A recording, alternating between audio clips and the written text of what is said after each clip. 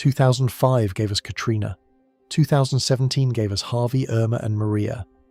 2020 ran out of names entirely and forced meteorologists for the second time in history to start naming storms after Greek letters. 3 of the most catastrophic hurricane seasons in modern memory. And here is the part that should stop you cold. Every single one of those seasons started from an ocean cooler than the one sitting in the Atlantic right now. Read that again. The water that produced Katrina was cooler than what is in the basin today. So what happens when the same atmospheric trigger gets pulled, but the gun is loaded with more fuel than any of those years had? Stick with me, because what I'm about to show you isn't a forecast, it's a setup. And the setup is already dangerously loaded. If this already has you thinking, hit like and subscribe to the Skylab, because the Atlantic is not done revealing itself, and neither am I. New data, new anomalies, new updates. They are going to keep rolling in, and I will be here breaking each one of them down as they land. You will want to be here too.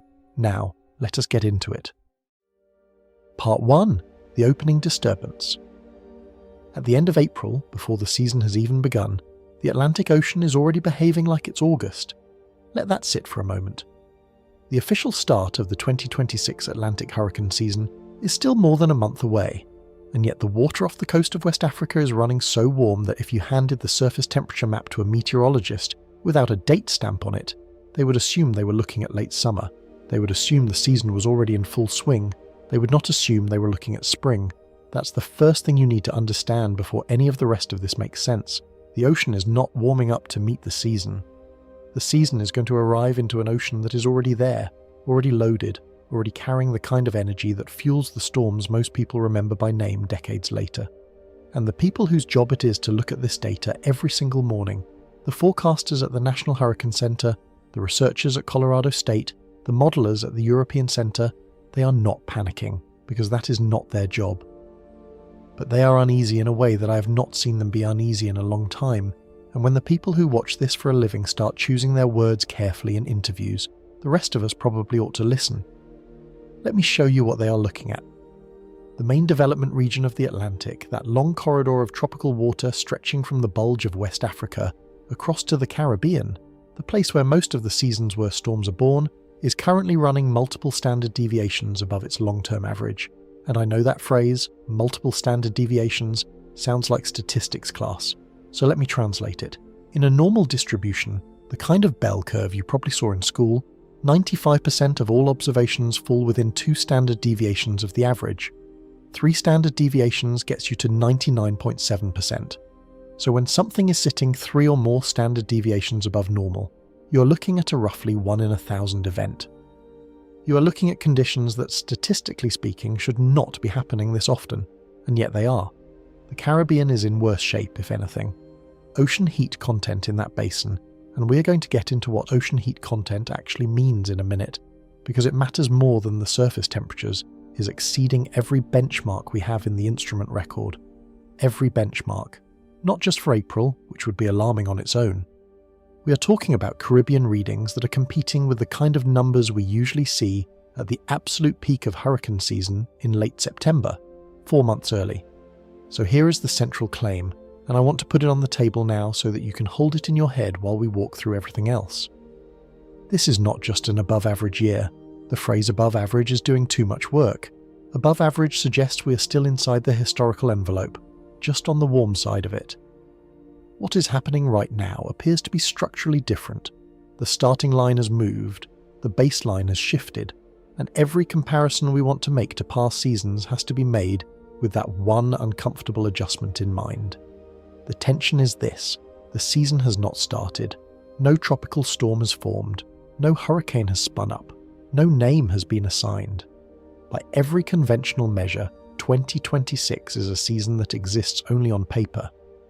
But the energy budget, the actual physical fuel that hurricanes need to exist, is already in place. The match has not been struck, but the gasoline has been poured, and so, when forecasters look at this and start doing the only thing they can do, which is to compare the current setup to past setups that looked similar, they keep arriving at the same 3 years: 2005, 2017, 2020. You know those years even if you don't think you do. 2005 was Katrina. It was Rita and Wilma. It was the year that exhausted the entire alphabet and forced forecasters to start naming storms after Greek letters for the first time in history. It was the year that broke New Orleans. 2017 was Harvey, parking itself over Houston and dumping more than 50 inches of rain in some places. It was Irma, ripping through the Caribbean as a Category 5 and grinding down the Florida Keys. It was Maria, which did to Puerto Rico something that the island is still recovering from almost a decade later. And 2020 was the year that ran out of names entirely for the second time in 15 years, the year that produced 30 named storms, the year that gave us Laura, Anita and Iota in such rapid succession that the country barely had time to register one disaster before the next one was bearing down. Now here is the pivot, the thing you need to internalize. Each of those 3 seasons, 2005, 2017, 2020, began from a cooler ocean baseline than the one we're sitting on right now. Read that again if you need to. The ocean that produced Katrina was cooler than the ocean we have today. The ocean that produced Maria was cooler than the ocean we have today. The ocean that ran out of names was cooler than the ocean we have today. And so the question that is hanging over this entire pre-season period, the question that nobody wants to say out loud because it sounds alarmist, is the question we have to ask anyway. Are we still inside the historical envelope at all? Or have we stepped, quietly and without fanfare, into a new regime where the worst seasons of recent memory are no longer the ceiling but something closer to the floor? I want you to think of the system right now as a loaded gun. The metaphor is uncomfortable, but it is precise. The mechanism is cocked. The chamber is full. The trigger has not been pulled. Whether or not the gun goes off depends on factors we are going to explore in detail. The timing of El Niño, the behaviour of the wind patterns aloft, the dust coming off the Sahara, the wave trains rolling off Africa. Those are the trigger, but the gun is already loaded, and it is loaded with more energy than it has ever been loaded with before. Over the next 4 sections, we are going to take this apart piece by piece.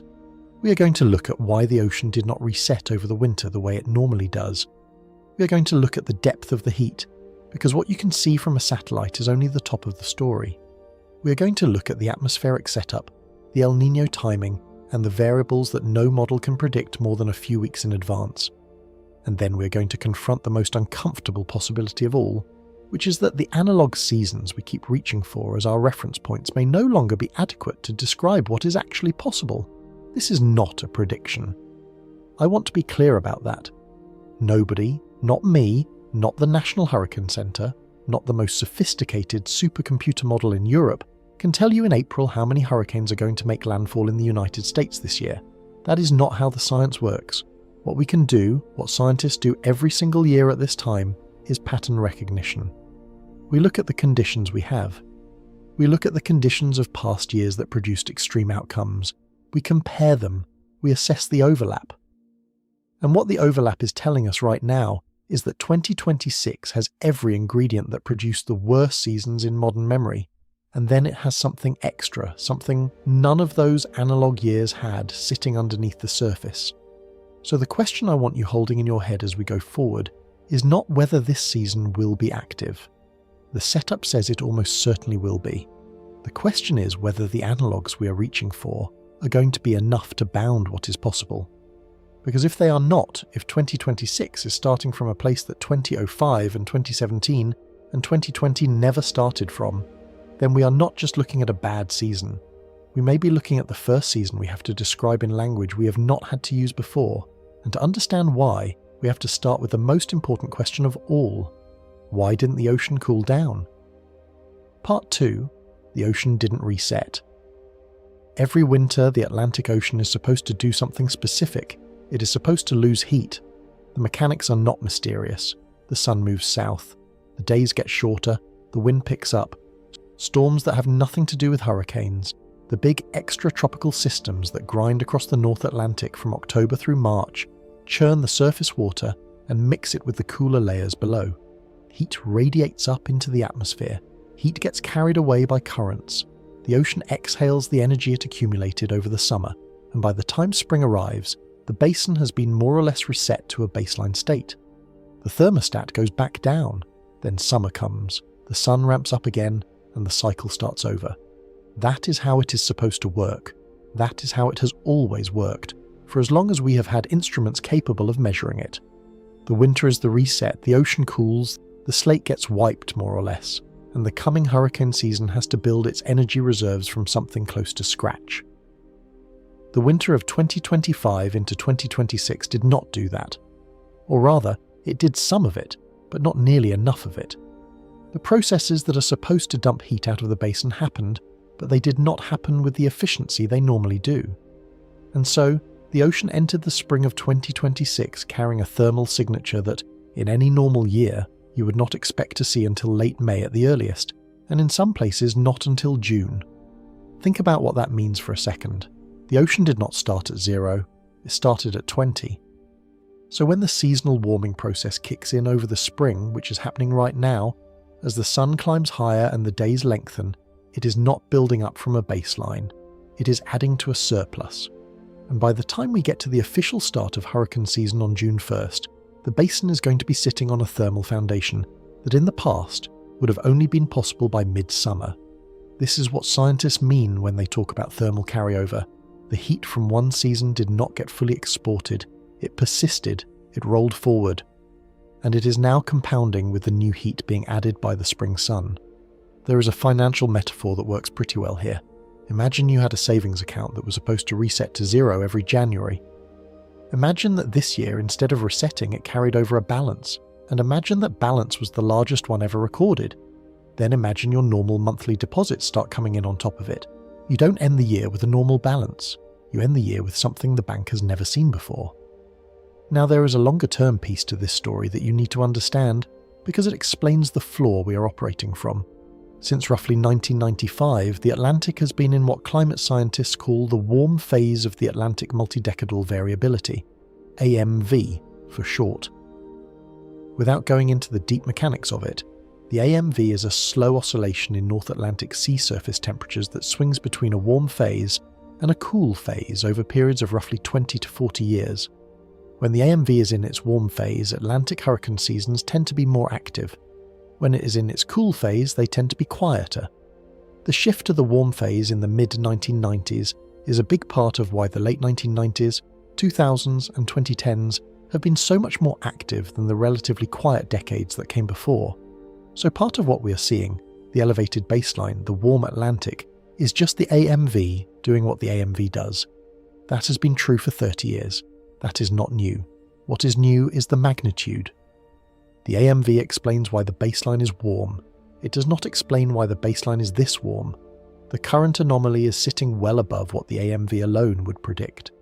Something else is layered on top. Something that is making the warm phase warmer than it should be. There is another piece that deserves a mention, and it is a piece that does not get talked about as much as it should in the popular conversation. There is growing evidence that the vertical mixing in the Atlantic, the process by which surface heat gets transferred down into the depths and away from the air-sea interface, has become less efficient in recent years. The ocean is more stratified than it used to be. Warm water is sitting on top of cooler water without mixing as readily. And when that happens, heat that would normally be exported downward, where it would do nothing for a hurricane, instead gets trapped near the surface, where a hurricane can use it. That is a big deal. It means that even if the total heat content of the basin had stayed the same, the redistribution of that heat, pushing more of it toward the surface, would still increase the energy available to tropical storms. But the total heat content has not stayed the same, it has gone up. So we have more total heat, and more of it is concentrated where storms can reach it. Both factors are pulling in the same direction. And then there is the AMOC, the Atlantic Meridional Overturning Circulation. It is a system of currents that includes the Gulf Stream, and it is essentially the conveyor belt that moves warm water from the tropics northward and cold water from the poles southward. It is one of the major heat redistribution engines on the planet, and there is now a substantial body of research suggesting that the AMOC has been weakening over the past several decades. We are not going to get into the deep argument about why, because that is its own video. But the operational consequence is straightforward. A weaker AMOC means less efficient export of tropical heat to higher latitudes. And less efficient export means more heat retained in the tropics, which is exactly what we're seeing. Stack all of this together. The AMV is in its warm phase. Vertical mixing has become less efficient. The AMOC appears to be slowing down. Each one of those is a reason, on its own, for the tropical Atlantic to be warmer than it used to be. Together, they explain a lot of why the basin entered 2026 already loaded, and so we come back to the central thread. The starting line for the hurricane season has shifted forward. Not by days, by weeks, maybe by months. The conditions we're seeing in late April are conditions that, in earlier decades, would not have appeared until well into the season. The ocean did not reset, and so the season is not really starting in June. In a meaningful, physical energy budget sense, the season started months ago. We just don't have storms to count yet. I want you to think about that the next time someone shrugs and says, well, June 1st is still a month and a half away, plenty of time. Plenty of time for what? The fuel is already there. The fuel has been there. The only thing waiting is the spark. But the surface temperature is only part of the story. And if you stop your analysis at the surface, you're going to miss what is actually most dangerous about the current setup. Because the real signal, the one that is keeping forecasters awake, is not in the satellite imagery you can see online. It is in something you cannot see at all. It is in the depth. Part 3. The depth problem. Here is the thing about satellite imagery. It is, by its nature, a surface measurement. When you see those beautiful colour-coded maps of sea surface temperature, the ones with the angry red blotches across the tropics, you are looking at the very top of the ocean. The skin of it. The first few millimetres in some cases. And while that surface temperature absolutely matters, hurricanes need warm surface water to form. No question, it is not the full picture. It is not even the most important part of the picture. The most important part is what is happening underneath, the part you cannot see from space. This is why the meteorologists who specialise in tropical cyclones spend a lot of time talking about something called ocean heat content. And I am going to explain it in plain language because the term itself sounds intimidating, and it really should not. Ocean heat content is exactly what it sounds like. It is a measurement of how much total heat is stored in a given column of ocean water from the surface down to a certain depth. Surface temperature tells you how hot the top is.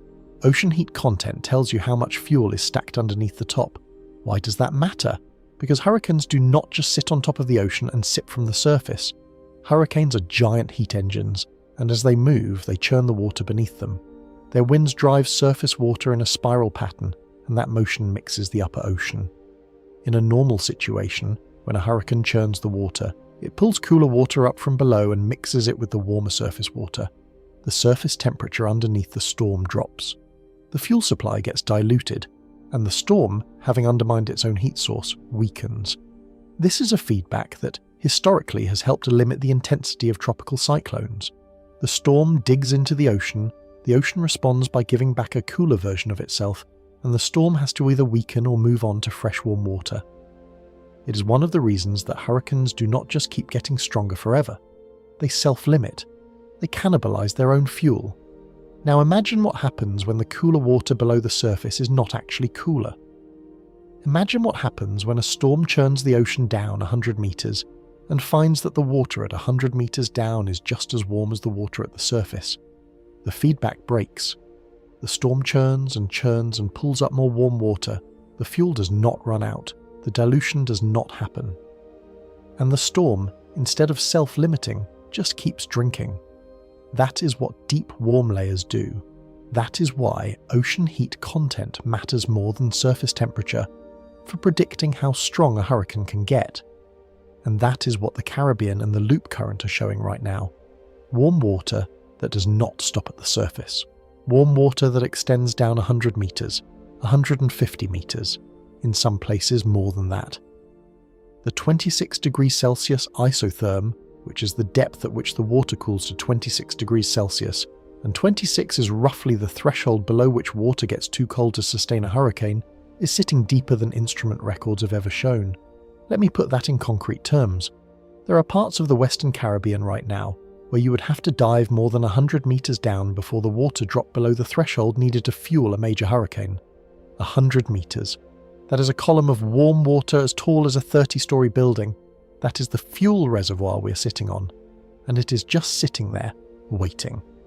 The loop current is a particular feature you should know about because it has played a starring role in some of the most devastating hurricanes in recent memory.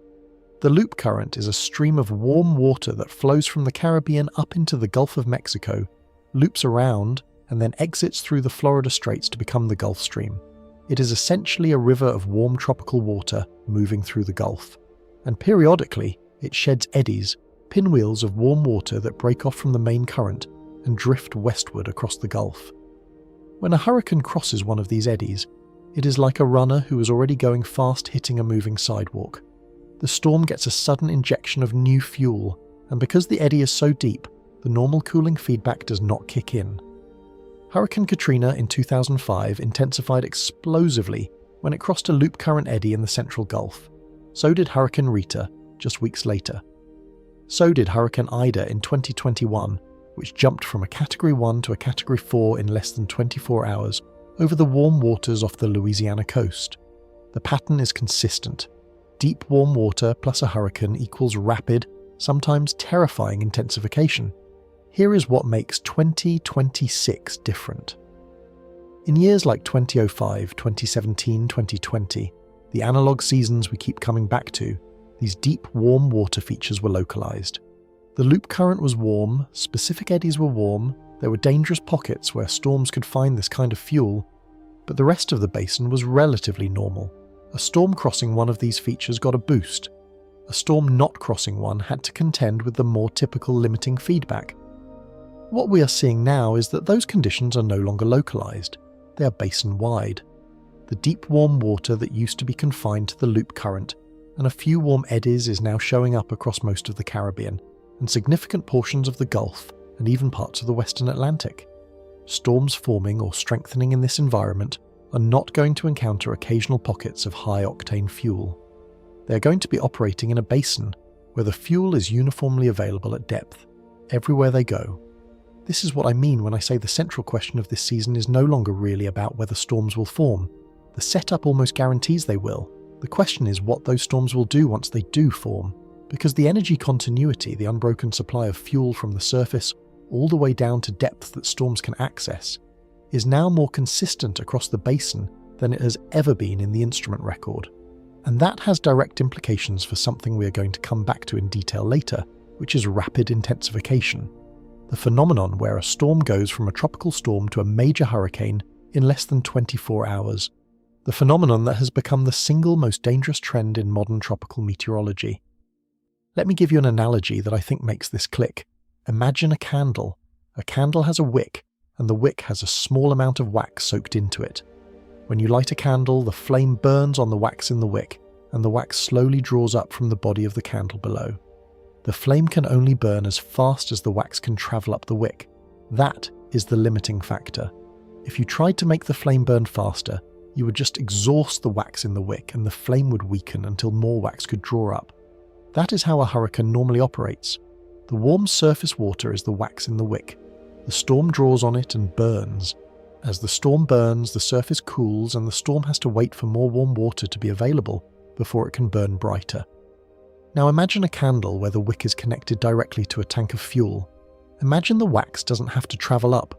The fuel is just there, in unlimited quantity, ready to burn as fast as the flame can consume it.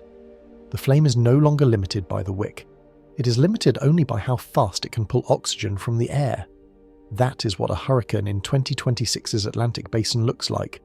The wick has been replaced by a fuel line. The cooling feedback has been broken. The energy supply, instead of being a thin layer that storms have to be careful with, is now a deep reservoir that does not run out.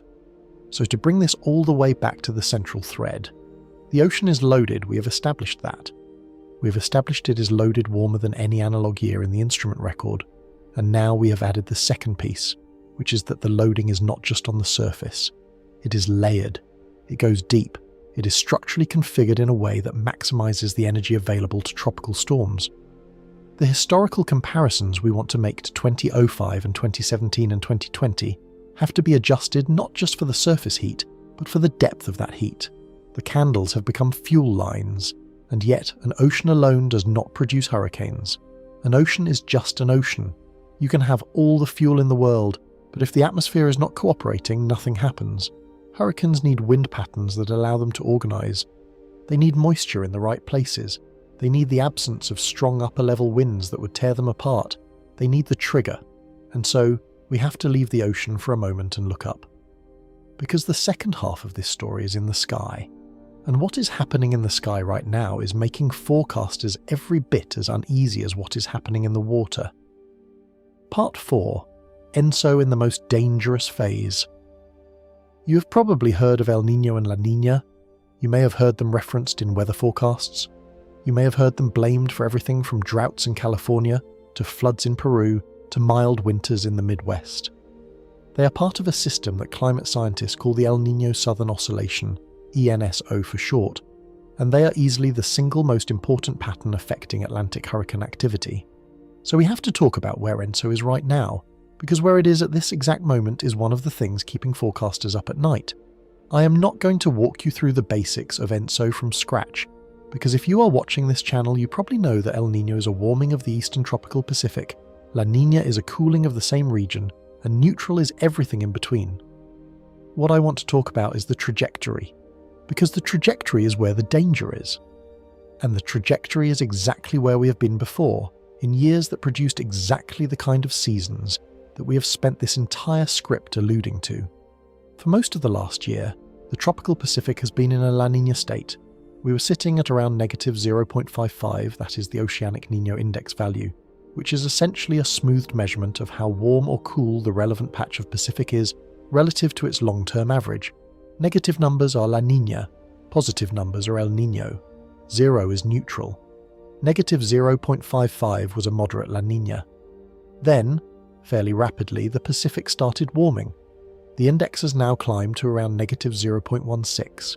We are no longer in La Niña, we are in the warm half of neutral, and the trend is upward.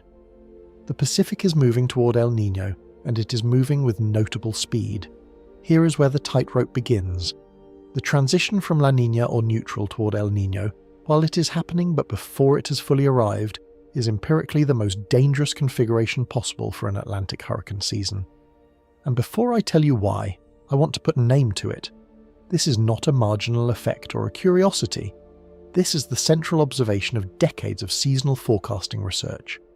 When the Pacific is in this transitional state, warming, but not yet warm, the Atlantic gets a window of conditions where the suppressive effects of a full El Niño have not yet kicked in, but the favourable conditions of a La Niña or neutral state are still in place.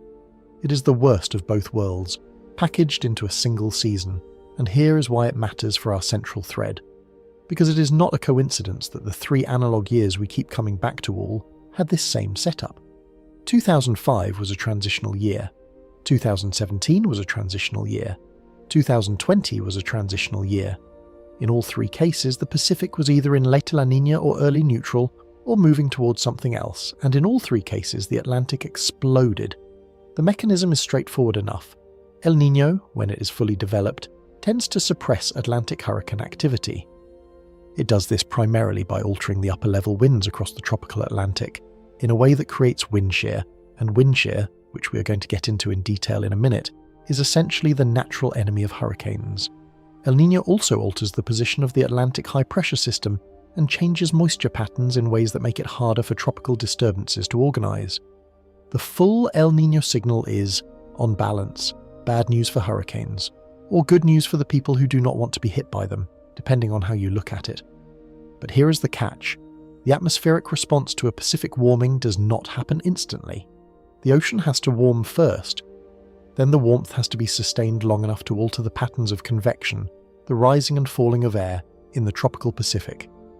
Then those altered convection patterns have to ripple out across the planet through what are called teleconnections, atmospheric chains of cause and effect that link distant regions. And only then do the suppressive effects start showing up over the Atlantic. That whole process takes months, sometimes many months. And during those months, while the Pacific is warming but the atmosphere has not yet caught up, the Atlantic basin behaves as if El Niño isn't happening yet. Because atmospherically it isn't. The signals haven't propagated, the wind shear hasn't kicked in, the basin is operating on the previous state's rules. And in 2026 the previous state was La Niña, which means low wind shear, which means favourable conditions for hurricanes, which means a basin that is, at least for the early and middle parts of the season, going to be operating with the kind of atmospheric setup that historically produces high activity. This is what I mean by transitional instability. The system is shifting, but the shift is incomplete. It has elements of both states, and those elements are configured in a way that, for the months when Atlantic hurricanes are most dangerous, August, September into October, could leave the basin without the limiting breaks that a fully developed El Niño would normally provide. And then there is the speed of this transition, which is itself anomalous. Going from a moderate La Niña to the warm side of neutral in the time we have done it is not a typical pace, it is a fast pace. And fast transitions in ENSO tend to be harder to predict and harder to model. The seasonal forecasting models that try to project what the Pacific will do over the next 6 months struggle when ENSO is moving quickly. They give wider error bars, they produce a broader range of possible outcomes, which means that even the modelers are operating with reduced confidence right now. You combine all of these things, the favourable transitional state, the speed of the transition, the historical analogue evidence that this exact configuration has produced the worst seasons in modern memory, and you get a setup that is both favourable and unstable. Favourable for hurricanes, in the sense that the conditions for storm formation and intensification are good. Unstable, in the sense that it is hard to know exactly when or how the El Niño influence will arrive and what it will do when it gets here. Now here is the place where I need to pull us back to the central thread, because this is exactly the kind of section where the temptation is to drift into a general explainer about ENSO and forget what we are actually talking about. The point is not just that ENSO is in a transitional phase, the point is that ENSO is in a transitional phase that historically has produced the worst Atlantic hurricane seasons in modern memory, and it is doing so in a year when the Atlantic Ocean is warmer and deeper than in any of those analogue seasons. The ENSO setup is the trigger configuration. It is the same trigger configuration that gave us Katrina, Maria and the Greek alphabet year, and it is being applied to an ocean that has more energy in it than any of those years had to work with. That is the situation. That is what the data is telling us right now. And it leads us directly into the next piece of the puzzle, which is something that almost everybody gets wrong when they try to think about the relationship between El Niño and hurricane seasons. Because most people, when they hear that El Niño is developing, assume that it is going to suppress the hurricane season, and they are not entirely wrong. But they are not exactly right either. The truth is more complicated, and the complication is exactly where the danger lives. Part 5. The sheer illusion. There is a piece of conventional wisdom that floats around in the popular conversation about hurricanes, and it goes something like this. El Niño suppresses hurricanes. La Niña enhances them. Therefore, when you hear that an El Niño is developing, you can relax a little, because the hurricane season is going to be quieter than it would be otherwise. This is one of those statements that is correct in the broad strokes but dangerously wrong in the specifics, and the specifics are what kill people. So let me explain what is actually going on, because this is one of those areas where the gap between the popular understanding and the operational reality can have real consequences. Wind shear is the concept at the centre of this, and wind shear, in the context of hurricanes, refers to the difference in wind speed and direction between the lower atmosphere and the upper atmosphere over a given region. When wind shear is low, meaning the winds at all levels are moving in roughly the same direction at roughly the same speed, hurricanes can organise. Their towering structures of thunderstorms can stack vertically. The heat engine inside them can spin up efficiently. They can build their eye walls and intensify. When wind shear is high, the opposite happens. The strong upper-level winds essentially blow the tops off of developing thunderstorms. They tilt the storm structure. They prevent the vertical organisation that hurricanes need. They tear the system apart faster than it can build itself. High wind shear is a hurricane killer, and one of the main effects of a fully developed El Niño in the Pacific is to increase wind shear over the tropical Atlantic. So yes, in a fully developed El Niño year, the Atlantic typically does see more shear, and that does typically mean fewer hurricanes. But here is where the popular understanding goes wrong. The shear does not arrive when the Pacific starts warming. The shear arrives when the atmosphere has fully adjusted to the warm Pacific. And that adjustment, as I mentioned a moment ago, takes time. Often months. Sometimes the shear does not really kick in over the Atlantic until well into the autumn, after El Niño has been firmly established for an extended period. In a year like 2026, where we are in the early stages of a transition from neutral toward warmer conditions, the atmospheric response is going to lag. The Pacific is warming, but the wind patterns over the Atlantic are still operating in something close to their previous configuration. The shear is not high. It is in many cases still low, it is still favourable for hurricanes, and it is going to remain favourable for some time, possibly through the entirety of the climatological peak of the hurricane season. This is what I mean by the sheer illusion. People hear El Niño is coming, and they assume that means a quiet season. But El Niño coming and El Niño having full atmospheric impact are two different things, separated by months. And in those months, the basin operates as if El Niño is not happening yet, because, in the relevant atmospheric sense, it is not. Let me put it in a way that makes it concrete. Atlantic hurricane season runs from June 1st through November 30th. The climatological peak, the period when more than 70% of all major hurricane activity occurs, is roughly mid-August to mid-October. That is the 8-week window where the season makes or breaks itself. If we are sitting in late April and El Niño is just beginning to develop, the question forecasters have to answer is whether the El Niño will be developed enough by mid-August to start suppressing activity, and the honest answer right now is probably not. Possibly by late September or October, but not before. Which means the peak of the season is likely to occur during a window where the suppressive effects of El Niño have not yet meaningfully arrived. There is a concept that comes up in the operational forecasting community called seasonal window misalignment. It refers to situations where the favourable and unfavourable conditions for hurricane activity are not synchronised with the climatological calendar. In a normal El Niño year, the unfavourable conditions are aligned with the peak of the season, which is why those years tend to be quiet. In years like 2026, the unfavourable conditions arrive after the peak, which means the peak occurs without any meaningful breaks. The fuel is there, the triggers are favourable, the shear is low, and by the time El Niño actually starts to do what it is supposed to do, the worst of the season may already be over. This is what happened in 2017. El Niño was in the long-term forecast that year. People assumed it would moderate the season. But the timing was wrong. The shear suppression did not arrive until late in the season, well after Harvey, Irma and Maria had already done their damage. The El Niño influence arrived, in some sense, on schedule. It just arrived after the gun had already gone off. And this is what happened in 2005. The Pacific was in a transitional state for most of that hurricane season. The shear remained low through August, September and October. By the time any meaningful suppression might have started to develop, the season had already produced Katrina, Rita, Wilma, and a list of named storms long enough to require Greek letters. The pattern is consistent. The mistake that gets made is assuming that the calendar of ENSO development matches the calendar of hurricane season. It does not. There is a lag. And in the lag is where the seasons that we remember by name occur.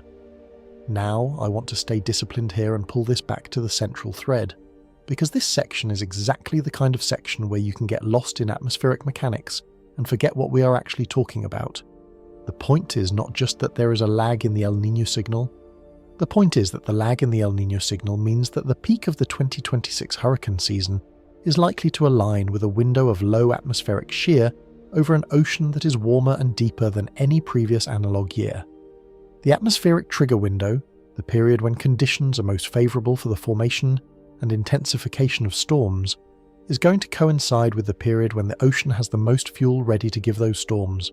The two clocks are going to overlap, and when they overlap you get the kind of season we have been talking about. Could this be wrong? Could the El Niño show up faster than expected? Could the shear arrive in time to moderate the peak? Yes, it could. It would not be the first time the atmosphere did something the models did not see coming. But the historical pattern, the analogue evidence, and the current trajectory all point in the same direction. The peak of the 2026 season is likely to occur in a window of opportunity for hurricanes, and the size of that window will determine whether 2026 is bad, very bad, or something we have not had to describe yet. There is one more wrinkle to all of this, and it is the wrinkle that keeps even the best modelers humble. Because no matter how well you understand ENSO, no matter how precisely you can characterize the ocean, no matter how good your models get at simulating the seasonal mean state, there are variables in this system that simply cannot be predicted more than a few weeks out. Variables that operate on shorter timescales than seasonal forecasts can capture. Variables that can take a primed setup and either ignite it or occasionally diffuse it. And those variables are where forecasters have to admit that even with all the data in the world, some things remain genuinely unpredictable. Part 6. the wild cards. Forecasters can't model. There is a layer of the atmosphere that operates on timescales no seasonal forecast can really capture. It is the layer of the daily and weekly weather, the part of the atmosphere that swings on patterns of days to a couple of months at most, and it includes a small set of phenomena that, on any given week of any given hurricane season, can take the carefully assembled setup of ocean temperature and ensostate and atmospheric shear and either set it on fire or temporarily suppress it. They are the wild cards, and no model run in April is going to tell you what they are going to do in September. The first one is the Saharan air layer. This is a mass of dry, dusty air that lifts off the Sahara Desert and gets blown out over the tropical Atlantic. When the Saharan air layer is active, it does two things that hurt hurricanes. It introduces dry air into a system that needs moisture, and it carries dust particles that scatter sunlight and slightly cool the surface beneath them, which can suppress the convection that hurricanes feed on. When the Saharan air layer is weak, the tropical Atlantic becomes a moister, more conducive environment for storms to develop. The activity of the Saharan air layer varies on weekly to monthly timescales, and it cannot be predicted more than a couple of weeks out with any reliability. The second is African easterly waves. These are atmospheric ripples that form over Africa and roll westward across the tropical Atlantic, and they are the seed disturbances from which the majority of major hurricanes in the basin actually form. If you trace the genealogy of most of the storms we have talked about, Katrina, Harvey, Irma, you arrive eventually at an African easterly wave that left the coast of West Africa days or weeks earlier. Some seasons produce strong, well-organised waves that march off Africa one after another. Other seasons produce weak, disorganised ones that struggle to do anything. Which kind of season 2026 will produce depends on factors over the African continent that are not predictable months in advance. And the third is the Madden-Julian Oscillation, the MJO. The MJO is a slow eastward propagating pulse of enhanced and suppressed convection that circles the tropics roughly every 30 to 60 days. When the active phase of the MJO is over the Atlantic, it tends to favour tropical cyclone development. When the suppressed phase is over the Atlantic, it tends to do the opposite. The MJO is, in some sense, a switch that flips on and off across the basin every few weeks, and whether the switch is on during any given week of the peak of hurricane season is, again, not something you can predict from April. These three together, Saharan dust, African waves, and the MJO, are the variables that operate on timescales below what seasonal forecasters can model.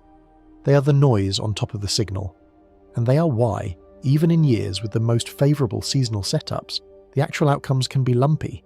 You can have the best ocean conditions in history and still get a quiet stretch in the middle of August because the MJO happened to be in its suppressed phase. You can have a marginal setup and still get a major hurricane outbreak because the MJO happened to fire up at the right moment.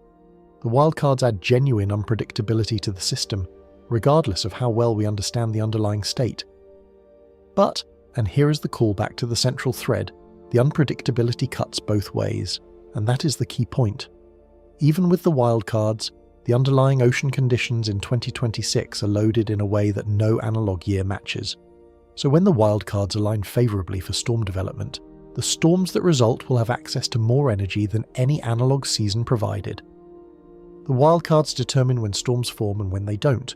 The ocean determines how strong they can get when they do, and the ocean, in 2026, has more to give than any prior baseline can account for, so the wildcards are not a reason to relax. They are a reason to understand that the variability we will see this season is not going to come from the underlying setup. It is going to come from the modulation of that setup by short-term atmospheric phenomena. The setup itself is loaded. The modulation determines how often the trigger gets pulled, but every time it does get pulled, it gets pulled into an ocean that is hotter than any analogue has ever recorded. Which means every storm that forms has the potential to be more dangerous than its counterpart in 2005 or 2017 or 2020 would have been. And that brings us to the question that has been hanging over this entire script. What if the analogue seasons are not enough? What if the comparisons we keep making, the patterns we keep matching, the historical reference points we keep reaching for, what if they are not adequate to describe what 2026 is actually capable of producing? To answer that, we have to go back to those analogue years and look at them honestly. We have to ask what they shared. and we have to ask what 2026 does not share with them. Because that one missing piece of the comparison, that one variable that 2026 has and they did not, may be the most important variable of all. Part 7. What the analog seasons actually shared. I want to walk back through the 3 years we have been comparing 2026 against, but I want to do it differently this time. I do not want to talk about what each season produced. We have already touched on that. Katrina and Maria and the Greek alphabet are not going to give us new information at this point. What I want to do is strip these 3 seasons down to the structural conditions they shared. Because when you do that, when you really get rid of the anecdotal layer of which storm hit which place, you start to see something striking. These 3 seasons, separated by years, were running essentially the same setup. 2005. The Atlantic multi-decadal variability was in its warm phase. Atlantic sea surface temperatures, particularly in the main development region, were running well above the long-term average. The Pacific was in a transitional state, not quite La Niña, not quite neutral, drifting through configurations that allowed Atlantic shear to remain low. African easterly wave activity was robust through the peak of the season. The Saharan air layer was relatively weak.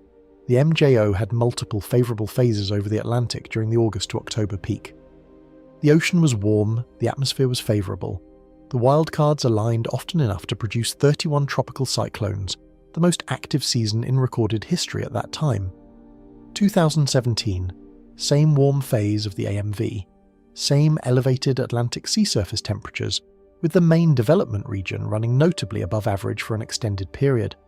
The Pacific was emerging from a weak La Niña and moving toward neutral, with the El Niño signal not arriving in the atmosphere over the Atlantic until late in the season. African easterly waves were strong. The MJO had productive phases over the Atlantic during the peak. The result, Harvey stalling over Houston with biblical rainfall, Irma reaching Category 5 status and devastating the Caribbean, Maria following weeks later and effectively destroying the electrical grid of Puerto Rico for nearly a year, 3 Category 4 or 5 hurricanes making landfall on United States or United States territory in a single season. 2020, a MV warm phase, Atlantic Ocean temperatures running among the warmest on record at the time, Pacific transitioning out of a weak neutral state into a developing La Niña, which kept Atlantic shear low and conducive to development. African easterly wave activity strong. The result, 30 named storms, the most active season ever recorded, exhausting the standard list of names and forcing the use of Greek letters for the second time in 15 years. Hurricane Laura making landfall in Louisiana as a Category 4. Hurricane Eta and Hurricane Iota making landfall in Central America within 2 weeks of each other, both as major hurricanes. Now look at those 3 seasons together. Strip out the names, strip out the impacts, strip out the personalities of the individual storms. What you have left is a 3-part recipe. Warm Atlantic sea surface temperatures, especially in the main development region. A favourable phase of ENSO, either La Niña or transitional neutral. Low early to mid-season wind shear. That is it. That is the recipe. 3 ingredients, and whenever those 3 ingredients have all been present in the same year, the Atlantic Basin has produced a season that we still talk about a decade or more later. This is the principle behind what is called analog forecasting. The idea is that if you can find years in the past whose conditions match the conditions of the year you are trying to predict, you can use those past years as a guide to what is likely to happen. It is not a perfect method, no method is, but it has a long history of validity in seasonal forecasting. When the recipe is the same, the outcomes tend to fall in roughly the same range. Different storms hit different places, of course. The specific tracks and intensities are determined by the wildcards we discussed in the last section. But the overall character of the season, the total number of named storms, the number of major hurricanes, the total accumulated cyclone energy, those tend to cluster around historical analogues that match the underlying state. And here is the thing, 2026 matches the recipe. It matches all 3 ingredients. The AMV is in warm phase. Atlantic sea surface temperatures are well above average. The Pacific is in the transitional state from La Niña toward El Niño. Early season shear is, by all current indications, going to remain low through at least the climatological peak. By every conventional metric of analog forecasting, 2026 aligns with the worst seasons we have on record. But And this is where I have to bring us back to the central thread, because this is the inflection point of the entire script. 2026 does not just match the recipe, it exceeds the recipe. It has the same 3 ingredients in greater quantity than any of the analogue years had them. The AMV is warm, but the warmth on top of it is greater than in any analogue year. The Atlantic sea surface temperatures are not just above average, they are running at levels the analogue years never reached. The shear setup is favourable, but the ocean underneath that favourable atmosphere is loaded with a depth of heat that the analogue years did not have. The recipe is the same, the quantities are different, and this is where analogue forecasting starts to break. Because analogue forecasting works on the assumption that the underlying climate system is stationary. It works on the assumption that 2005 and 2026, if they have the same 3 ingredients in roughly the same proportions, should produce roughly the same outcome. But 2026 does not have the same 3 ingredients in the same proportions. It has them in greater proportions. And the analogue forecasting framework, by its nature, cannot tell us what the outcome will be when the underlying baseline has shifted. We are running the same experiment as 2005 and 2017 and 2020, but we are running it with more fuel. What does that mean for the season ahead? It means the analogue evidence tells us, with a fair degree of confidence, that the recipe is correct.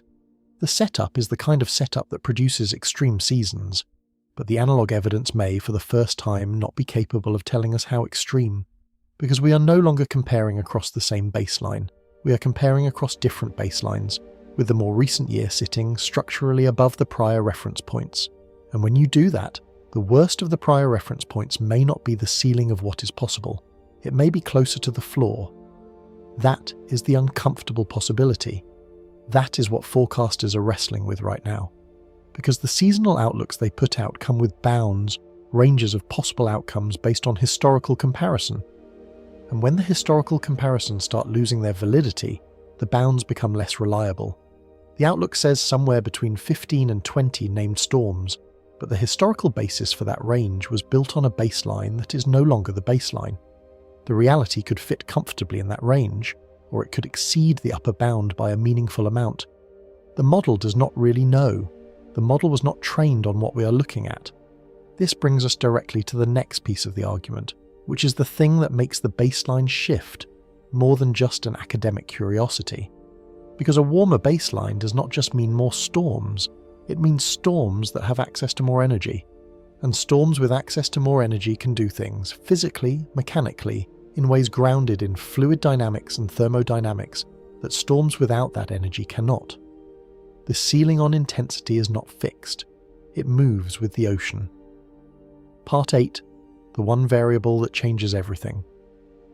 Let me say this directly so we can build everything else on it. The ocean heat available in the Atlantic Basin in 2026 exceeds the ocean heat that was available in any of the 3 analogue years we have been discussing. Not by a small amount, not by a marginal amount, by an amount that is substantial enough to potentially change what the analogue years can tell us. This is the variable that breaks the comparison. This is the difference between running the same experiment and running a different experiment that happens to look similar on the outside. To understand why this matters, you have to understand a concept called maximum potential intensity. The MPI, as it is known among hurricane researchers, is a theoretical calculation that tells you the strongest possible hurricane that could exist in a given environment based on the temperature of the ocean, the temperature of the upper atmosphere, and a few other parameters. It is essentially the speed limit of what a hurricane can become in a given location at a given time. It is not a prediction that any particular storm will reach that intensity. Most do not, because of various inefficiencies and atmospheric interferences, but it is a hard upper bound. A storm cannot exceed its environment's MPE. The MPI depends very directly on ocean temperature. As ocean temperature rises, MPI rises. The relationship is not linear, but for our purposes the rule of thumb is that roughly every 1 degree Celsius of ocean warming translates to roughly 5% stronger maximum potential winds. 5% might not sound like a lot. It is. Hurricane damage scales not linearly with wind speed, but with the square or even the cube of wind speed, depending on what you are measuring. A 5% increase in wind speed can correspond to a 15 to 25% increase in destructive potential, and we're talking about a basin that is currently running anomalies of 1 to 2 degrees Celsius above the long-term average in many regions. with localized areas substantially more than that. So when we say that 2026 is a degree or two warmer than the analog years, we are not just saying it is a little warmer. We are saying that the ceiling for hurricane intensity in 2026 is meaningfully higher than the ceiling that existed in 2005 or 2017 or 2020. The strongest possible storm this season is potentially stronger than the strongest storm in any of those analog years. Maria reached 175 mph winds, Wilma reached 185, Dorian reached 185. Could a 2026 storm exceed those intensities? The MPI calculation, based on current ocean temperatures, says yes, it could. Whether it will is a matter of whether the wildcards align to allow a storm to actually reach its environment's MPI. But the ceiling is higher than it has been, and there is a non-linear piece of this that needs to be understood. Hurricanes are heat engines, and like all heat engines, their efficiency depends on the temperature difference between their hot and cold reservoirs. The hot reservoir is the warm ocean, the cold reservoir is the upper troposphere, the air at high altitude where the storm exhausts its heat. As the ocean warms, that temperature difference grows and the engine becomes more efficient. More of the available energy gets converted into wind, which means that even if the absolute amount of heat available were the same, the efficiency of conversion would still be increasing, and the absolute amount of heat is not the same, it is greater, so you have more heat being more efficiently converted into stronger winds. Both factors are stacking. This is where the linear assumption that underlies most of how we talk about climate impacts on hurricanes starts to fail. People hear that the ocean is 1 degree warmer than it used to be, and they think, okay, hurricanes will be 1 degree worth more dangerous. That is not how it works. The relationship is non-linear. Small increases in temperature produce disproportionately large increases in available energy and storm intensity. We are not seeing a linear shift up. We are seeing a curve that bends upward, and we are sitting at a point on that curve where the bending is starting to matter. This is also where the assumption embedded in analog forecasting starts to fall apart. Analog forecasting assumes a stationary climate. It assumes that 2005's ocean and 2026's ocean, if they have the same temperature anomaly relative to their respective long-term averages, are functionally equivalent. But the long-term averages are not the same. The long-term average of 2026's reference period is substantially warmer than the long-term average that 2005 was being measured against. So an anomaly of +1 degree in 2026 is being layered on top of a baseline that is already warmer than the baseline 2005 was operating from. The total absolute temperature is higher, and the maximum potential intensity, which depends on the absolute temperature and not on the anomaly, is also higher. The analogy I keep coming back to is running the same experiment with more fuel. Imagine you set up a chemistry experiment. You measure out exactly the same proportions of each ingredient that you used last time, the same conditions, the same procedure, but instead of starting with 1 beaker of solvent, you start with 2. Everything else is identical. You should expect the same reactions to occur. You should also expect them to be larger, more heat, more gas produced, more violence in the reaction. The reaction is still recognizable. The chemistry is the same. The scale is different. That is 2026 versus the analog years. The chemistry is the same. The setup is the same. The recipe is the same. The scale of the available reactant is different. And that difference is the variable that everything else hinges on. This raises a question that I have to put to you directly. The question is whether the analog years, which we have been treating as the upper bound of what is possible, actually still function as an upper bound, or whether they are just data points along a trajectory that has continued past them. If the latter is true, and the data increasingly suggests it might be, then a season like 2005 or 2020 might no longer represent the worst-case scenario for the Atlantic Basin. They might represent something closer to the typical case in the new regime. They might be what an active season looks like, rather than what the most exceptional active seasons look like. I want to be careful here, because I am not making a prediction. I am laying out a possibility that is consistent with the data we have. I am saying that the conditions in the basin right now do not have a clean historical analogue. That is a statement about the data, not about the future. The future could still look like 2005 or 2020 in terms of impact. It could also look like something we have not had to describe. The honest position, the position that the best forecasters are taking right now, is uncertainty about which of those it will be. And uncertainty in this context is not reassuring. Uncertainty in this context means that the upper end of the range of plausible outcomes is higher than it has ever been. The mean might be similar to past extreme years. The tail risk is greater, and in a system where the tail outcomes are catastrophic, an increase in tail risk is the thing you have to worry about most. This brings us to a phenomenon that ties everything together: the ocean depth, the atmospheric setup, the MPI calculation, the analog comparisons. It is the phenomenon that has emerged as the single most important operational concern in modern hurricane forecasting. And it is the phenomenon that the conditions of 2026 are nearly perfectly configured to produce. Part 9. The Rapid Intensification Era. Rapid intensification. 2 words, RI, in the operational shorthand. The technical definition is a storm whose maximum sustained winds increase by at least 35 miles per hour in a 24-hour period. The colloquial definition is what happens when a hurricane goes to sleep one night as a moderate problem and wakes up the next morning as a catastrophe. It is the single most dangerous trend in modern tropical meteorology. It is also a trend that has roughly doubled in frequency since the 1980s, and the conditions in the Atlantic basin in 2026 are configured to produce more of it than has ever been seen before. Let me explain why rapid intensification has become so much more common, because the explanation tracks directly with the central thread of this entire script. Hurricanes, as we discussed back in Act 1, normally self-limit. As they move over warm water, they churn the ocean and pull up cooler water from below, which dilutes their fuel supply. The strengthening process is therefore inherently bumpy. A storm strengthens for a while, then runs into the cooler water it has just pulled up, then has to wait or move on before it can strengthen again. The pace of intensification in a normal ocean is constrained by this feedback. In an ocean where the warm layer is deep, the feedback breaks. The cooler water that the storm churns up is not actually cool. The fuel supply does not get diluted.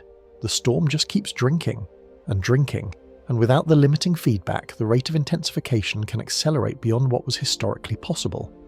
Storms that, in earlier decades, would have taken 3 or 4 days to go from a tropical storm to a major hurricane can now do it in 24 hours, or less. The data on this is striking. Studies have shown that the proportion of tropical cyclones in the Atlantic basin that undergo rapid intensification has roughly doubled since the late 1970s. The probability that a given storm on a given day will rapidly intensify has gone up. The number of storms that reach Category 4 or 5 status from a starting point of tropical storm, or Category 1 in less than 72 hours has gone up. The trend is consistent across the satellite record. It is consistent across multiple different methodologies. It is consistent across different research groups working independently. The rapid intensification era is real, and we are well into it. And it tracks almost perfectly with what we have been describing about the ocean. The ocean has warmed. The depth of warm water has increased. The cooling feedback has been weakening. And the operational consequence is that more storms are intensifying faster than they used to. The mechanism is exactly what we would predict. The data is exactly what we would expect to see if the mechanism is correct. Now apply this to 2026. We have an Atlantic basin where the deep warm layers are not just present, they are basin-wide. The Caribbean is loaded, the loop current is loaded, significant portions of the open Atlantic are loaded. The conditions for rapid intensification are not just locally favourable, they are pervasively favourable, which means the probability that any given storm will undergo rapid intensification is higher than in any prior season. Which means the expected number of storms that go from tropical storm to major hurricane in less than 24 hours is higher than in any prior season. And here is the part that should keep all of us awake. The operational consequence of rapid intensification is the collapse of forecast lead time. When a storm intensifies slowly, forecasters have time to recognize the trend, communicate it, and give people in the storm's path time to prepare or evacuate. When a storm intensifies rapidly, especially in the final 24 to 48 hours before landfall, that lead time evaporates. The storm hits as something much stronger than what was forecast even a day before. People who had decided to ride out a Category 2 find themselves under a Category 4. Evacuation orders get issued too late. Buildings that were stocked to a Category 2 standard fail, and the casualty count in the worst cases becomes a function not of the storm's ultimate strength, but of how quickly that strength was reached. We have seen this pattern, in miniature, multiple times in recent years. Hurricane Ida in 2021, jumping from Category 1 to Category 4 in less than 24 hours before slamming into Louisiana. Hurricane Otis in the Eastern Pacific in 2023, going from a tropical storm to a Category 5 in 12 hours before destroying Acapulco. Hurricane Idalia in 2023, Hurricane Lee in 2023, Hurricane Beryl in 2024 becoming the earliest Category 5 Atlantic hurricane on record. The list keeps growing. Each instance adds another data point to the pattern, and the pattern says that storms in the modern Atlantic are not just getting stronger, they are getting stronger faster. In 2026, with the basin loaded the way it is, the probability of multiple rapid intensification events during the peak of the season is very high. Some of those will happen out at sea, where the only thing they affect is the ship traffic. Some of them will happen near land. And when they happen near land, the consequences for the people in the path are determined by whether the forecast was able to stay ahead of the actual storm. Increasingly, the answer to that question is no. The storm is winning the race against the forecast, and so to bring this back to the central thread, because we are now reaching the end of Act 3, and I want this to land cleanly. The reason rapid intensification matters in the context of the 2026 season is that all of the conditions that we have been describing, the warm ocean, the deep heat, the favourable atmospheric setup, the transitional ENSO, the low shear, the broken cooling feedback, are exactly the conditions under which rapid intensification thrives. The basin is not just loaded with the energy to make stronger storms, it is loaded with the energy to make stronger storms develop faster. And the operational result is not just a season with potentially more intense hurricanes. It is a season where the storms that do form will give less warning when they intensify.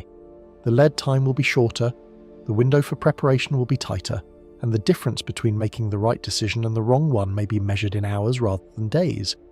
We have spent 3 acts now establishing what is in the basin and what is in the atmosphere. The ocean is loaded beyond any prior baseline. The depth of the heat is unprecedented. The atmospheric configuration matches the worst seasons in modern memory. The cooling feedbacks that limit storm intensity have broken down, and the result is a setup that makes the analog years look like incomplete sketches of what may now be possible. But there is one more piece to all of this, one final question that we have to confront before we can really understand what is happening.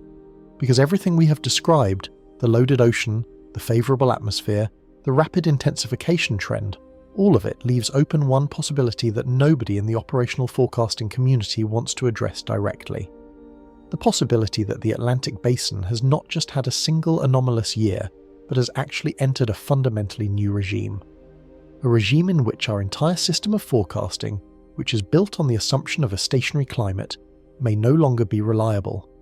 That is the question we are going to spend our final act on, and the answer, depending on how you read the data, may be the most important answer of all. Part 10. A basin in transition.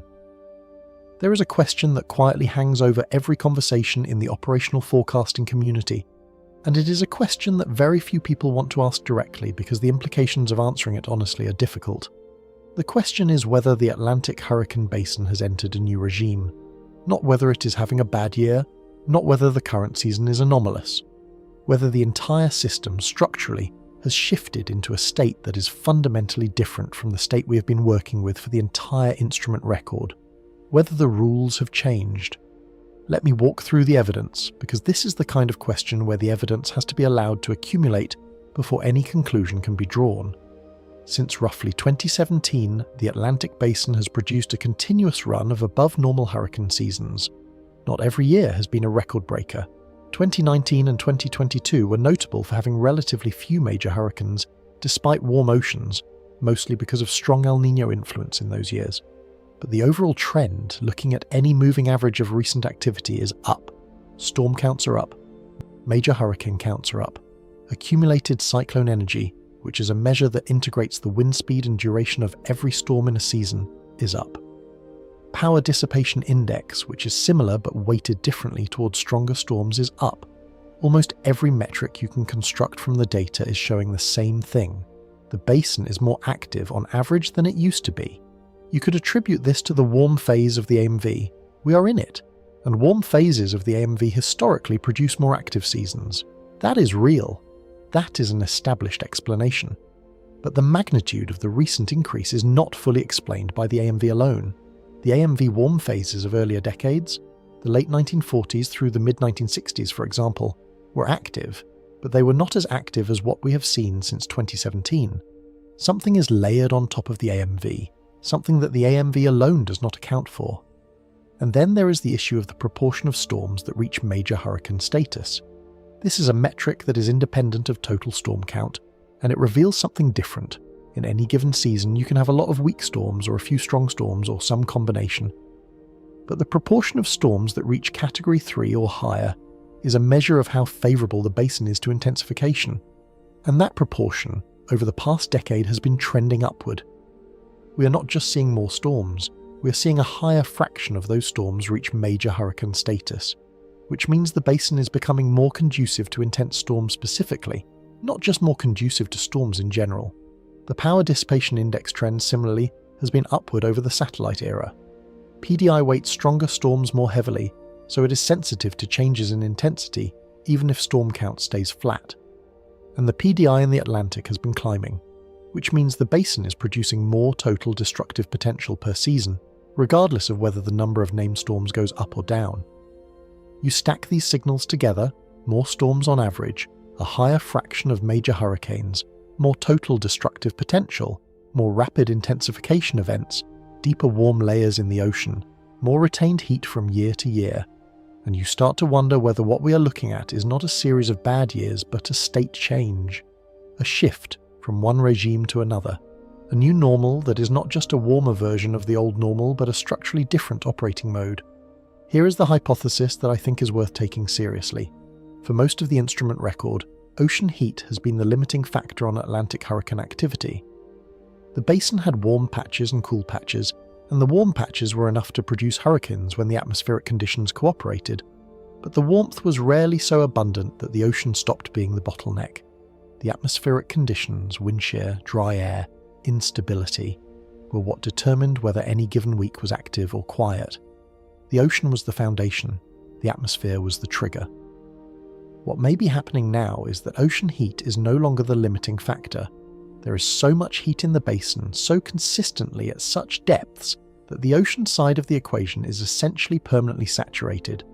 The fuel is always available, the bottleneck has moved, and in a regime where the ocean is no longer limiting, the atmosphere becomes everything.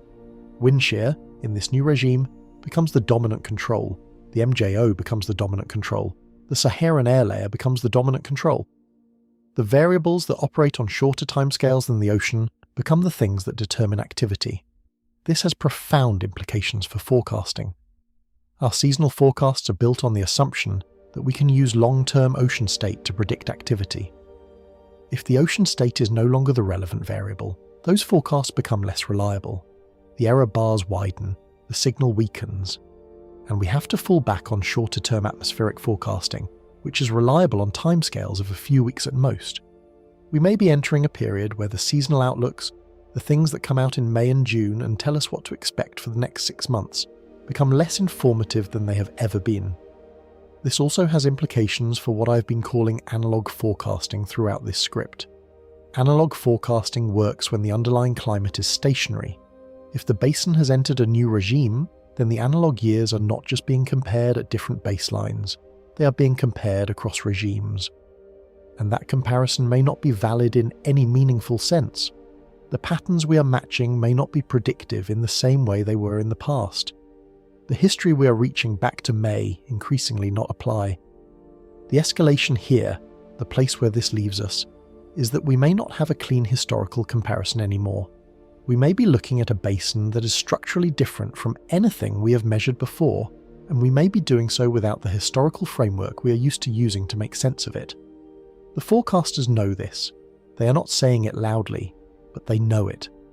And this has direct relevance to the central thread, which I want to bring back front and centre. The reason this matters in the context of 2026 specifically is that 2026 may not just be an extreme version of a 2005-style season. It may be the first season we have to evaluate as a member of a new regime that does not have prior membership. The first data point in a category we did not know we were creating, and if that is the case, then the upper bound of what is possible is unknown, not because the science is bad, because the historical data does not include the scenario we are now in. That is the question we're sitting with. Has the basin entered a new regime? The honest answer is that we may not know for sure for several more years, because regime shifts are easier to identify in retrospect than in real time. But the data is consistent with the hypothesis, and if the hypothesis is correct, then 2026 is going to be one of the seasons that helps establish what the new regime looks like. There is one more piece of evidence I want to bring in before we close this out, because the case for a regime shift gets stronger when you stop looking at just the Atlantic and start looking at the planet. Because what is happening in the Atlantic is not happening in isolation. The signals that the Atlantic is sending are showing up in other ocean basins too, and that broader context is the strongest indication yet that something larger is going on. Part 11. Signals from outside the Atlantic. Here is something that happened just a few weeks ago, and you may have missed it entirely, because the news cycle did not particularly emphasize it, even though the meteorology community took notice immediately. In April of 2026, in the Western Pacific Basin, a typhoon named Sinlaku reached super typhoon status, meaning sustained winds of at least 150 miles per hour, which is the Pacific equivalent of a Category 4 or 5 hurricane in the Atlantic. That alone is unusual. Reaching that intensity in any month is unusual. Reaching it in April is almost unheard of. Sinlaku, by the time the records were checked and the historical comparisons were run, was the strongest April typhoon ever observed in the Western Pacific. Not the strongest of the past decade, not the strongest in living memory, the strongest in the entire continuous instrument record of that basin. The strongest April typhoon ever, in a basin that has been monitored continuously for decades, with satellites and reconnaissance aircraft and ocean buoys and every other measurement system that modern meteorology has thrown at it. That is a 100-year event, maybe more. Statistically, it should not happen in any of our lifetimes, and it happened a few weeks ago. And almost nobody outside of the professional weather community is talking about it, because it occurred in a part of the world where the Western media tends not to focus, and because it did not produce a catastrophic landfall that would have forced its way into the news cycle. It happened, it set a record, it was logged into the database, and the rest of the planet kept moving. But here is the thing about that storm, the thing that matters for this conversation. It happened over the same kind of ocean we have been talking about for the entirety of this video, anomalously warm, with deep, warm layers, in a state of energy surplus that does not match historical norms. The same fingerprint we see in the Caribbean, the same fingerprint we see off the coast of West Africa, the same fingerprint we see in the Loop Current, was visible in the Western Pacific waters that fed Sinlaku. The storm was not an accident. It was not an outlier. It was a direct consequence of an ocean that had more energy in it than the historical record could account for, and it produced a result that the historical record could not account for either. This is not a coincidence. This is not an isolated incident. And I want you to sit with that, because the temptation, when you hear about a record-breaking event in some other part of the world, is to file it away as somebody else's problem, as geographically distant, as unrelated to whatever is happening in your own backyard. That instinct is wrong here. The same elevated ocean temperatures that we are tracking in the Atlantic are showing up in other basins too. The Western Pacific, the Eastern Pacific, the Indian Ocean, the Southern Oceans in their respective tropical cyclone seasons. Every major tropical cyclone basin on the planet is showing signs of elevated heat content. Every single one. The energy surplus is global. It is not a regional anomaly. It is a planetary one. That distinction matters more than almost anything else I have said in this video. Because if you only look at the Atlantic, you can construct a story where what we are seeing is a regional fluke. A bad combination of basin-specific factors that happen to align in 2026 and that might unalign in 2027. You can tell yourself that the AMV is in its warm phase, and that explains it. That the AMOC is weakening, and that explains it. That the winter did not adequately mix the basin, and that explains it. And all of those things are partially true. They are part of the story. But they cannot be the whole story, because the whole story is bigger than the Atlantic. What that means for our central question is significant, and I want to make sure the implication is not lost. If the Atlantic were the only basin showing elevated activity, you could argue that it is a regional anomaly driven by basin-specific factors, a MV warm phase, a MOC weakening, things specific to the North Atlantic geography. And those factors are part of the story. They are real. They show up in the data. But the fact that the same general signals are showing up across multiple ocean basins simultaneously suggests that the underlying driver is not just regional, it is global. The whole ocean system on the whole planet is operating with more energy than it used to. And that means the Atlantic's elevated state is not going to mean revert to a cooler historical baseline anytime soon. The forces that are loading the Atlantic are the same forces that are loading the Western Pacific, the same forces that are producing 100-year typhoons in April, the same forces that are sitting underneath every part of the global ocean we can measure. Think about what that does to our forecasting framework. Our forecasting framework is built on the assumption that warm anomalies are deviations from a stable baseline, and that those deviations will, over time, return to the baseline through normal physical processes. The Atlantic gets warm, it eventually cools. The Pacific gets warm, it eventually cools. The basins fluctuate around their long-term averages, and the averages themselves are stable. That is the assumption. That assumption is what makes seasonal forecasting possible in the form we currently practice it. You compare the current state to the long-term average, you measure the deviation, you predict consequences based on past deviations of similar magnitude. The whole system depends on the long-term average being stable. But what if the long-term average is not stable? What if the baseline itself is moving? What if the average that we are calculating our deviations against is, year by year, drifting upward in a way that the calculation does not really capture? Then our deviations are not deviations in the way we have been thinking about them. They are not temporary excursions from a fixed reference point. They are points along a trajectory, and the next year's baseline will be a little warmer than this year's, and the year after that, warmer still, and the analogue years we keep reaching for will be sitting further and further behind us in absolute terms, while still appearing similar in the anomaly calculations that pretend the baseline has not moved. That is what the global signal is telling us. The baseline has moved. It is still moving. And the deviations we are measuring against the historical baseline are partially capturing real anomalies and partially capturing the drift of the baseline itself, which means our framework is, in a subtle but important way, becoming less reliable each year. The math is the same. The data feeding the math is shifting underneath it. There is a piece of fringe science I want to mention briefly here, because it occasionally comes up in conversations about elevated ocean energy, and I think it deserves to be addressed even if it is not the dominant explanation. Some researchers have pointed to solar cycle factors as a contributor to recent ocean warming. We are currently near the peak of solar cycle 25, which has been unusually active relative to the prior cycle, 24, which was one of the weakest cycles in modern record. The argument goes that increased solar output during cycle peaks contributes to ocean heating in subtle but measurable ways, and that some portion of the recent warming is attributable to where we currently sit in the 11-year solar cycle. The mainstream view is that the solar contribution is small relative to other factors, particularly anthropogenic greenhouse forcing, and that view is probably correct based on the available evidence, but it is not zero, it is part of the picture. And in a year where every contributing factor seems to be pulling in the same direction, even the smaller factors deserve mention. We are not just at a solar peak. We are at a solar peak layered on top of a long-term warming trend, layered on top of a regional Atlantic anomaly, layered on top of a global ocean signal that has been building for years.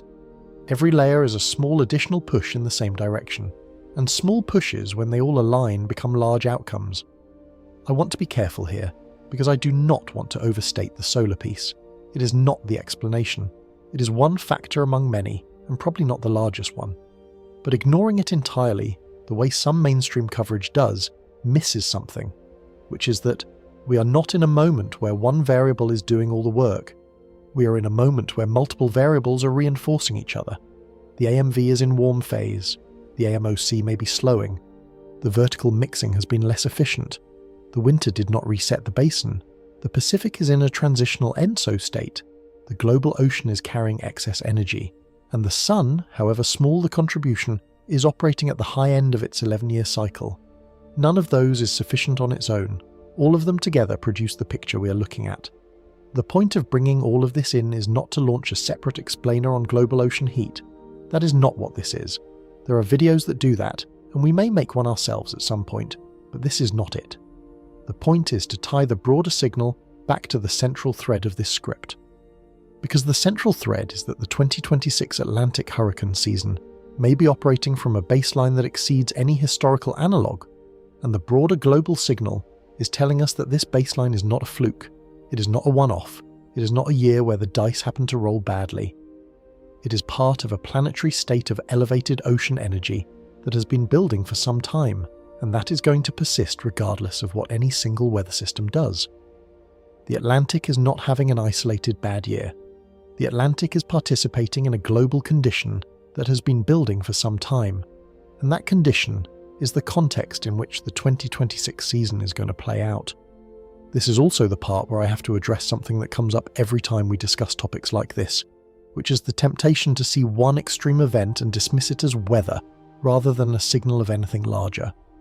Sinlaku, by itself, is a single typhoon. You could argue it was just a fluke. The argument falls apart when you stack it next to the other extreme events of the past several years. The earliest category, 5 Atlantic hurricane on record. The strongest landfalling Pacific hurricane in modern memory. Multiple unprecedented heat waves in ocean temperature data. The complete dissolution of typical seasonal patterns in basin after basin. Each one, individually, you could call a fluke. Together, they are no longer flukes.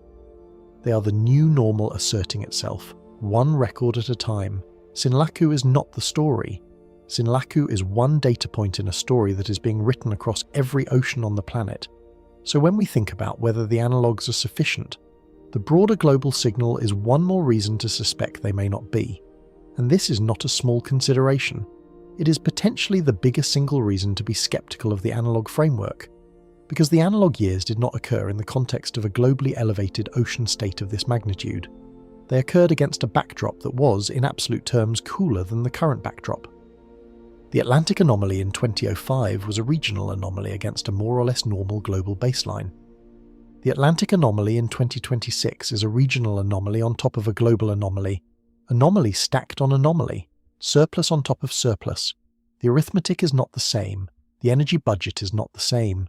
The system, in absolute thermodynamic terms, has more to work with than any prior reference point we are reaching for. That is what makes the situation we are in difficult to compare to anything in the historical record. The historical record does not include a year where the regional anomaly and the global anomaly were both this extreme simultaneously. It just does not. There are warm Atlantic years in the record. There are warm global years in the record. There are not warm Atlantic years stacked on top of years where the entire global ocean was carrying surplus energy at this magnitude. We are in new territory.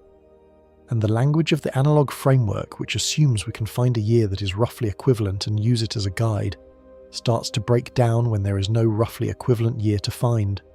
We are sailing into uncharted water, literally and figuratively, and we are doing it without the navigational reference points that we have relied on for decades. I will say this plainly. I think the global signal is the single most important reason to take the 2026 setup seriously. More than the surface temperatures, more than the depth of the warm water, more than the ENSO transition. The global signal is the reason this is not a typical bad year. The global signal is the reason the analogues may fail to bound what is possible. The global signal is the reason next year will start hotter than this year, and the year after that hotter still, and why every season for the foreseeable future will have to be evaluated against a baseline that is no longer fixed. We are watching 1 year of a longer process, and that process is just beginning.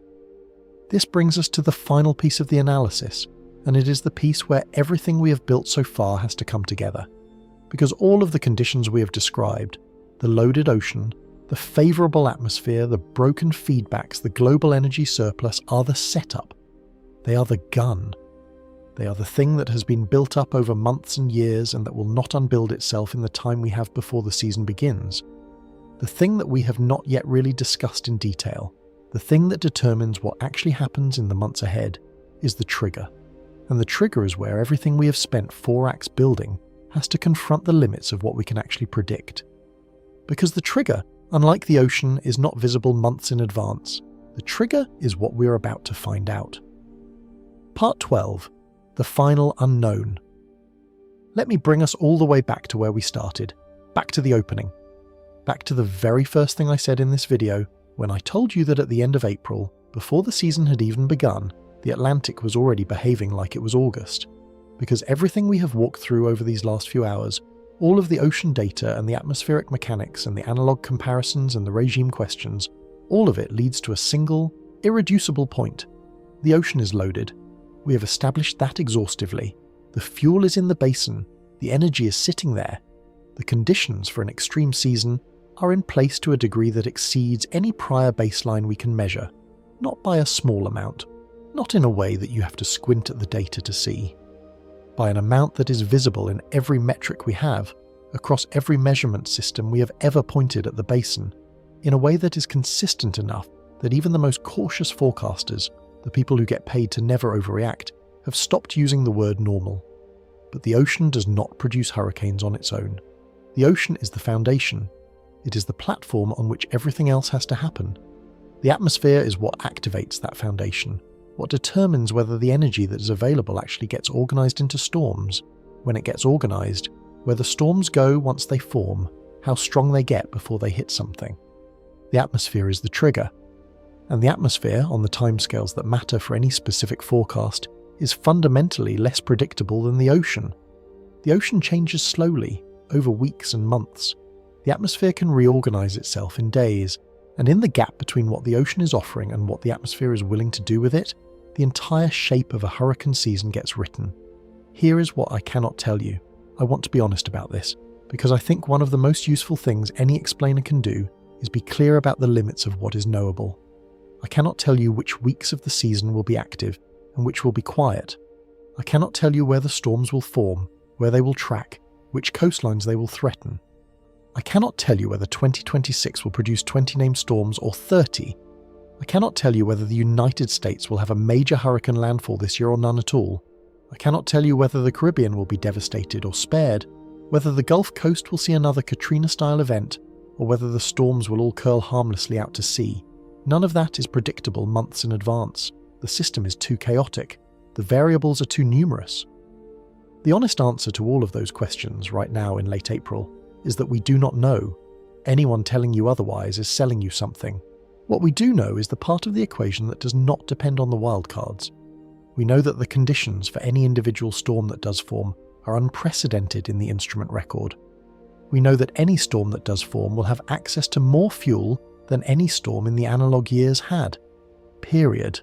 We know that the wind shear environment is likely to remain favourable through the climatological peak of the season, which is the 8-week window where most of the worst things happen. We know that the conditions for rapid intensification are pervasively favourable, not in scattered pockets, but across most of the basin where storms are likely to develop. We know that the cooling feedbacks that have historically limited storm intensity have broken down across most of the basin. And we know, with a fair degree of confidence, that the variables that determine whether a given week of the season is active are operating against an underlying state that is structurally hotter and more energy-rich than anything we have a clean historical comparison to. None of that is speculation. All of it is in the data right now in late April, before the season has formally begun. Several specific uncertainties are worth naming directly, because they are the variables that will determine whether 2026 is bad, very bad, or something we have not had to describe yet. The timing of El Niño's atmospheric arrival is the first one.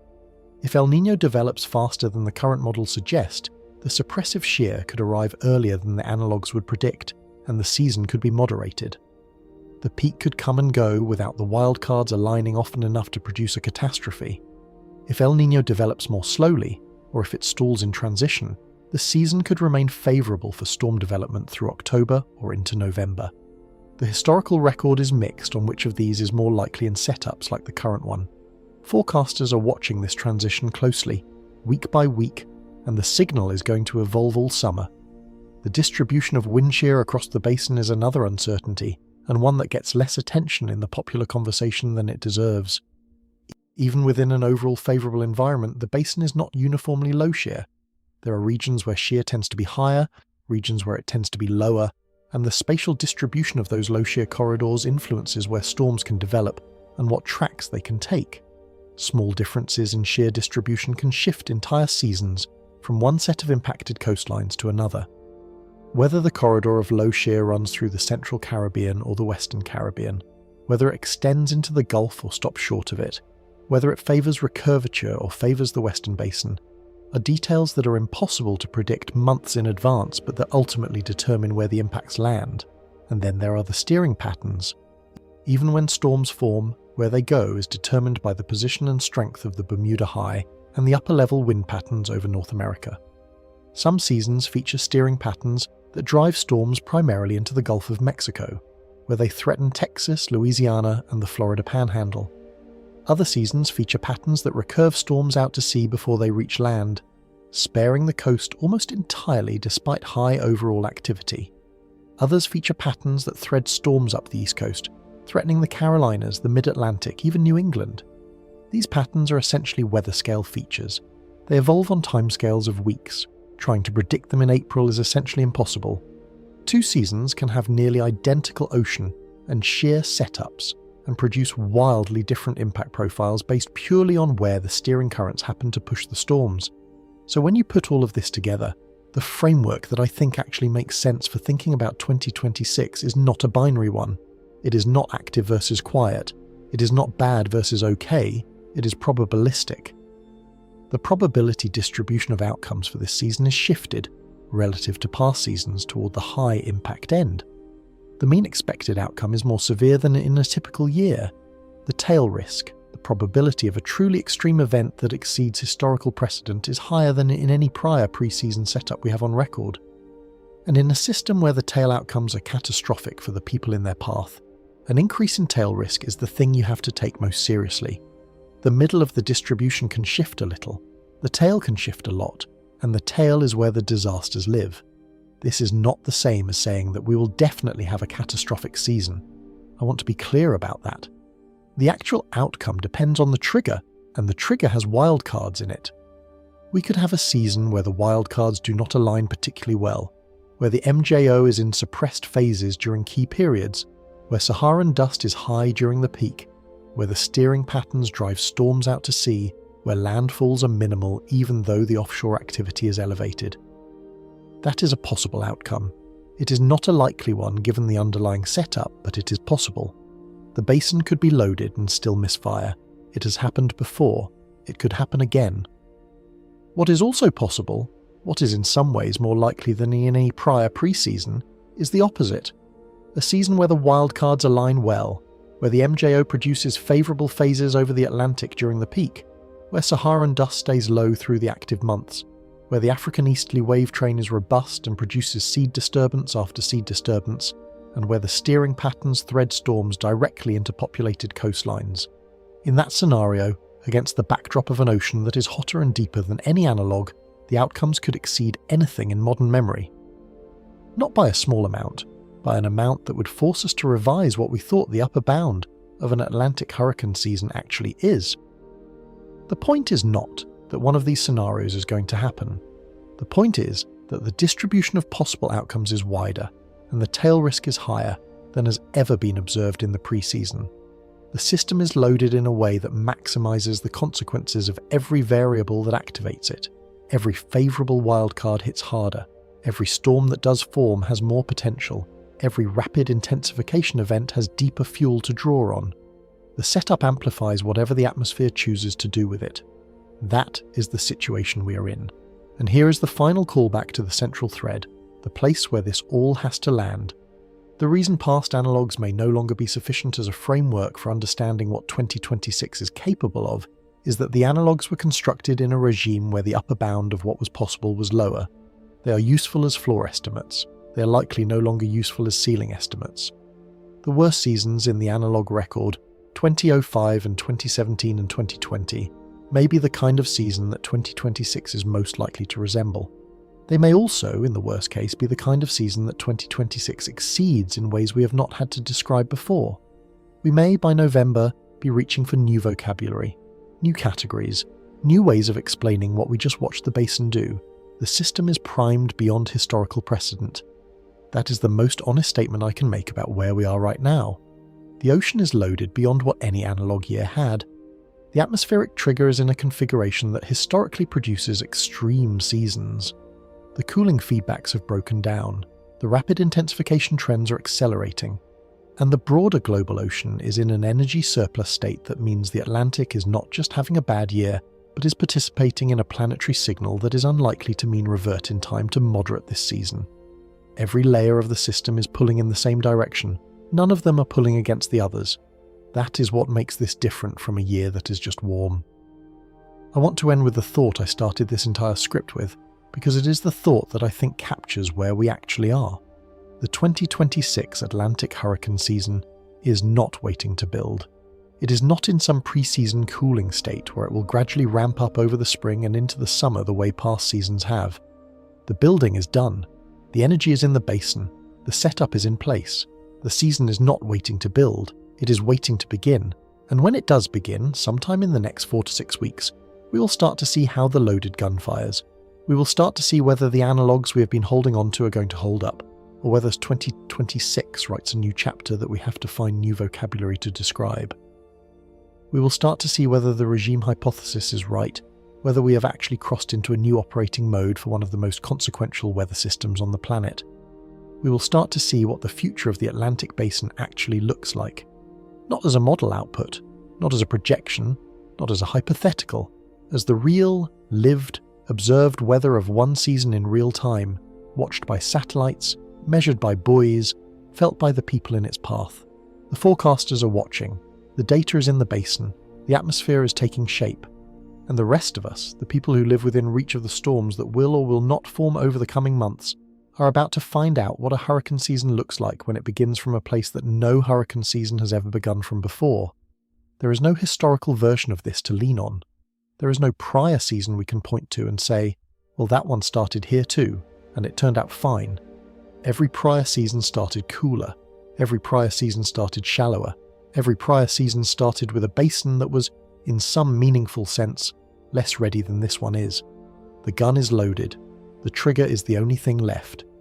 And somewhere out over the warm water of the main development region, in the next few weeks, the first of the disturbances that will define this season is going to organise itself out of the heat and the moisture and the spin of the earth. It will be small at first. It may not even get a name. It may dissipate within a day or two and leave nothing behind but a footnote in a tropical weather discussion that almost no one reads. But it will be the first small visible sign of an energy budget that has been quietly accumulating for months. The first visible expression of a basin that has stopped operating like the basin we used to know.